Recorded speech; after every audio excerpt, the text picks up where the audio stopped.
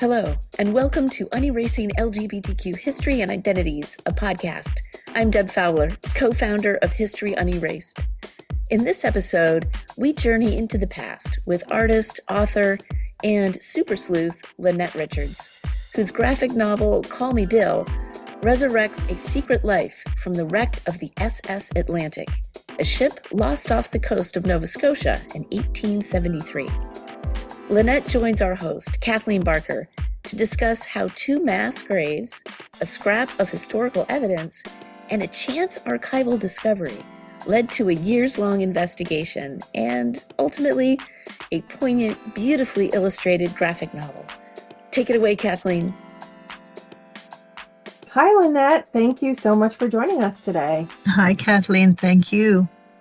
Well, we are here today to talk a little bit about you and your book, Call Me Bill. So to start, could you tell us a little more about Bill?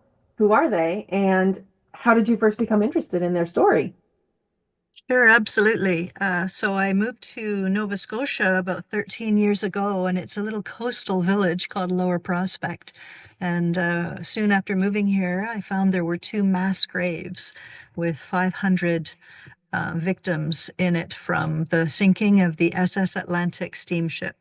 And although everybody has heard of the Titanic, not many have heard of the SS Atlantic, but it's the very same White Star Line that launched the ship. And it was also an immigrant ship that was crossing from Liverpool and Ireland to New York, filled with lots of poorer people in the hold and a few people up top. And just like the Titanic, this ship, this one got pulled off course by the tides of the Bay of Fundy, and it crashed headlong into the rocks of Lower Prospect, where I live. So when the dead were being buried, after a heroic rescue, I should say, there were 500 dead bodies that the community had to bury. And while they were burying them, they discovered that one of the sailors from the ship had all along been a woman. And that is written into the Halifax Morning Chronicle of April 5th, 1873. And that is how I found my protagonist and the story that launched me into this process. Well, it's such a fascinating story and such a both great and terrible example of how certain narratives, like the Titanic, get promoted over and over again, but other stories don't. Exactly. Amazing. So you found this newspaper article. Where else did you go to research your story? Well, I joined the board of directors of a small museum at the end of the road that has artifacts from the wreck.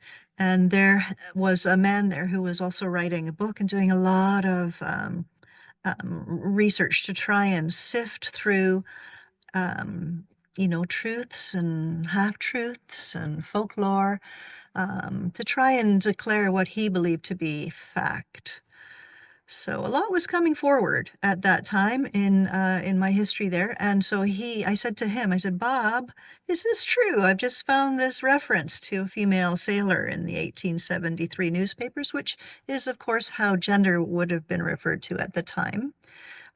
We don't know if Bill would have identified as a female sailor or not. But and he kind of shook his head and said, well, there's really not enough evidence to say. So I decided I would go down and read the actual inquiry of the wreck and all the newspaper articles, and that I would also seek out other references to this person. I wrote to the Liverpool archives, and they produced an article about just such a person being found out in Aberdeen, and they sent that to me. And then another historian from a village just down the road, he's a historian and a genealogist, he found me another article from the Wilmington Morning Start, and they corroborated the dates and everything corroborated. So I felt like I had, not only that article was written essentially in the first person by then Maggie Armstrong, being sent against her will back to the United States, and this reporter interviewing her, and that provided a really good skeleton to a story. This is just such a fascinating international tale. I love it. What would you say was your maybe favorite or most interesting discovery as you were doing all of this research? Well, I was able to research 1872, and my protagonist is from New Jersey. And around that time, there was a pretty active feminist movement going on, including Seneca Falls, and there was Susan B. Anthony and Elizabeth Cady Stanton, and in fact, a woman ran for president that year.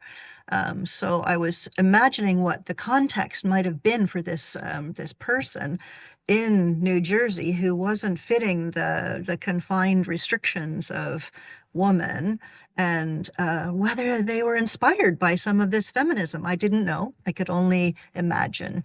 But the other thing that was really exciting for me to find out was more about the reporter who interviewed them on the ship coming across, because it turns out this reporter's name is Ralph Keeler, and he was a contemporary of Mark Twain and some of the other American authors at the time.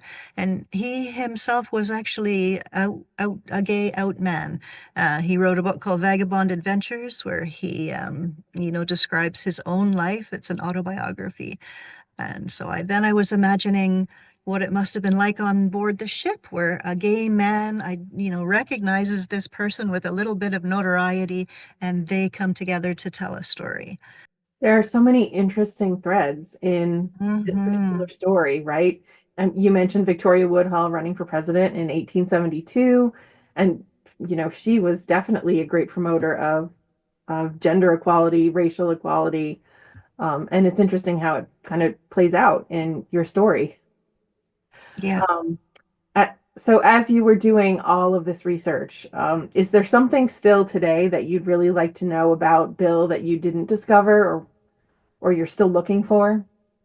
Certainly. Obviously, there are the big questions around gender, which I chose not to draw any conclusions about. I think that was the best thing to do, considering that I was unable to ask them. But, when I set out to make this book, I I knew I was telling a story that was potentially a queer story. And I felt that was really, really important. It almost made the burial site a pilgrimage site for me. Um, but at the beginning of the writing process, I didn't know how I was going to end the book, because I knew from the outset that it was a tragedy. And I also knew that I wanted it to be for young people, and I wanted it to be a hopeful story somehow, and not a tragic story. And so I would have loved to have known the emotional constitution of my character, and how they handled some of the things that, this stuff is just not written into the historic record. So I hope you like the ending of the book. Well, I will not give it away. I will let our listeners read it for themselves. And we should mention too that you tell the story in a graphic novel format. So, why did you decide on that particular format to tell Bill's story? Well, I am an avid reader, but I'm also, first and foremost, a visual artist. So I have been drawing since my first memories. It's what I have always done best. And I really think that graphic novels soak into the reader or the viewer in a way that inspires emotions differently than a book. I think there are different parts of the brain activated, and I think that you can stay with a picture and sort of experience it differently than being led just by words. And a lot of people don't choose to read long form writing, but they can stay with a picture. So I love graphic novels. I love imagery. In fact, I love fewer words in a graphic novel, though I do read long form books as well. But yeah, so I do actually really hope that people will read through the book and then go back and stay with the pictures and see that there are resonances built in with images at the front that again repeat it in the back, and there are other layers to the story. Well, and graphic novels are such great teaching tools too. As you say, they can be accessible to all sorts of students, and it's really a great opportunity for some visual analysis too, to really Yeah. help readers think about what those images mean. So And I agree, it's a wonderful way to tell the story, and Bill's story in particular. yeah, and I have had 5-year-olds, 5 years old, read that book, and 80-year-olds. So, it really can be approached by everybody.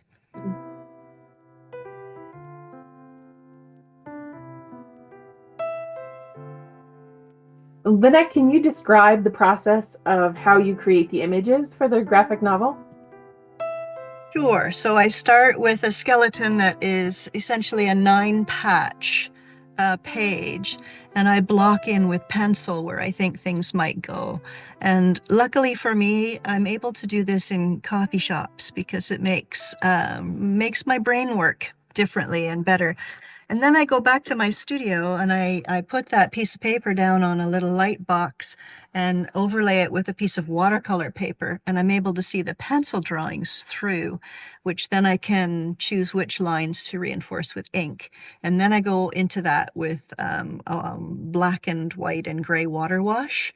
And part of why I use the gray is about the shadow and light. That's what I've been working with my entire career. And it does represent non-binary. It has all the colors of gray, all the tones of gray, I suppose, in it. Um, and reminds people that life isn't black and white. So that's that process. And then for the words, some people like graphic novelists get together and we say, gosh, how do you do it? And it's not the same one to the next. Some people will write an entire book before they begin illustrating, and then they just go and they illustrate their words. And I don't do that at all. In fact, I make pictures and then I try and figure out how the story weaves into that. And eventually I hit a point where I have enough out of my head onto the paper that I can look at it and say, I need to build some bridges between here and there. And then I go back and forth, words to pictures until it's done. Wow, that is amazing. As someone who does not have a lot of artistic talent, has never really practiced, you make it sound so easy, but the results are amazing. Not easy. But I do want our listeners to know that you have another amazing story related to art because you are a stained glass artist. So Yeah. can you tell us a little bit more about when or how you became interested in glass as a medium to tell stories? Yeah, so I am an architectural stained glass professional, which means that I do large scale. I can do small scale too, but I can also do large scale, massive stained glass windows that are installed into buildings. And those are paintings. And I got into this because, for a couple of reasons. One is that I love light passing through barriers, such as a window. And in stained glass, what I end up doing to make the pictures on stained glass is I paint shadows onto light. And for me, that was a metaphor for um, sort of being mortal and having joy and sorrow in all different blends for anything that is essentially non-binary. We have to have both in order to experience, in the case of stained glass, in order to experience sun or light or to be able to look at the picture at all, you have to have some of the light blocked with shadow, just like we have joy and sorrow in mixture. But so that was the aspect that allowed me to choose my medium. But I have also been cartooning my whole life. And so the oldest stained glass windows on the planet tell stories in sequential narration. So you can look at the massive stained glass windows in the cathedrals of Europe and follow the stories of the Old Testament or the New Testament in pictures with some words. And so they're essentially early graphic novels. And I chose that medium too because I was in the early 1990s. The printing industry changed and I didn't want to work at a computer and I had been in the printing industry. So I had to find a new career. And I ended up choosing stained glass for these reasons. because I would be able to draw and because I could tell stories such as women's stories in a material that was considered sacred. So tell us a little bit more about some of the stories you like to tell through your work. Well, I think I've done a few important series for art galleries in my career, and one of them is called The Luminous Shadow, which sort of is about shadow and light, as I just described. And so there was a period of time when I had three little kids, and I got extremely depressed for a full year. And I just didn't know what to do. So I did a lot of self-portraits where I ended up sort of looking at myself in the mirror and saying, who are you? And, what's important to you? And through a process of this projection and reflection, and feeling the weight of, sadness, after a year, I realized I was coming out and I had to leave my marriage and alter my family structure entirely. And so it made me realize that the darkness is also gestation, and things are happening, that you don't always know, you can't know, but you'll find out. Wait. So anyway, I tell stories. The Luminous Shadow is just a series of collages and stained glass that describe my process of despair and looking for hope. And then I guess another one I did was when Canada legalized gay marriage, and I did a series based on the Song of Songs in the Old Testament, which is about forbidden love in a closed garden. In the case of the Bible, it was between a Black and a Caucasian person. And I just thought it was about time to tell a similar story about gay people having been enclosed and closeted and now being free. Love it. You explore some really profound issues in your art, which I so appreciate. And I think so many of our listeners can relate to some of the feelings and ideas that you're trying to express through Thank you. your art. Is there any place that we can go to see your work, or any place that you would recommend that we go to visit your work? Well, I do have a website. It is so far a professional website, but it'll have more art on it. I will say that, well, a lot of my work, of course, is in public buildings in Canada.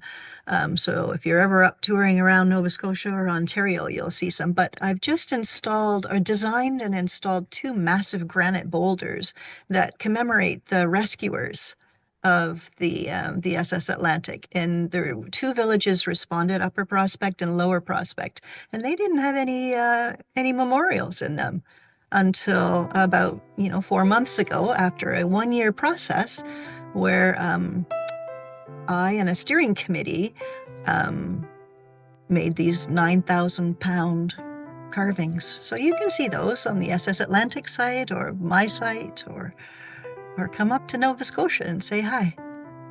I would love to come up to Nova Scotia. So there was no memorial of any kind to the rescuers? No. I mean, there was another story of injustice built into this, and that is that the rescuers were Irish extraction. And in 1873, the Irish were not welcome in North America, essentially.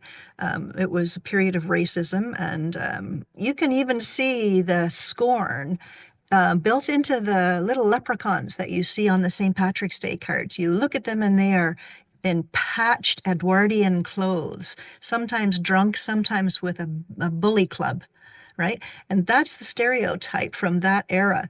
And so those Irish Catholic people that did the rescue were disenfranchised from the story by the British Protestants who had the power and the press and the media. And so, yeah, there was no marker in the villages where it happened. And so people would come to the grave site in the Anglican cemetery and look out over the sea and say, oh my God, I can't believe this is where it happened. Well, it isn't where it happened. So we've now marked actually where it happened and who were the rescuers. We absolutely appreciate that you have created these memorials to actually help illuminate the true story of the rescuers and all of the work they did. And I hope some of our listeners are able to come and visit you in Nova Scotia and see all of this work that you've done. Is there anything else you'd like to tell us about Bill or your work? Well, I've got my second novel, graphic novel, almost completed, and it similarly deals with some injustices, and it similarly deals with LGBTQ issues. So it's going to be it's set in the First World War, and it's going to be about nurses, one in Flanders and one in Halifax. And in 1917, Halifax harbor blew up. There was an explosion, and it decimated the cities, both Dartmouth and Halifax, on both sides. And so my book is set in that exact moment where the bomb blows up and the people are separated and don't know if they're okay. There's more. That was, I was going to say, that was a great teaser. Well, thank you. Now we have to be on the lookout for your next book. But in the meantime, I hope everyone will grab a copy of Call Me Bill and enjoy the story. Yes, thank you very much. Well, thank you. Thank you so much, Lynette, for joining us. Pleasure. Kathleen Barker is History and Erased Program Director, Library and Information Specialist, and Public Historian with over 20 years of experience as a museum and library educator. This podcast is funded by the New York City Council. It was developed by History and Erased and produced and edited by Dinah Mack, our podcaster and Youth Equity Program Director. And special thanks to Lynette Richards for talking with us about the inspiration for Call Me Bill and how storytelling can honor hidden lives and reshape how we remember the past. Please rate this podcast and share. I'm Deb Fowler. Thanks for listening. And visit unerased.org to learn how we are putting LGBTQ history in its rightful place, the classroom.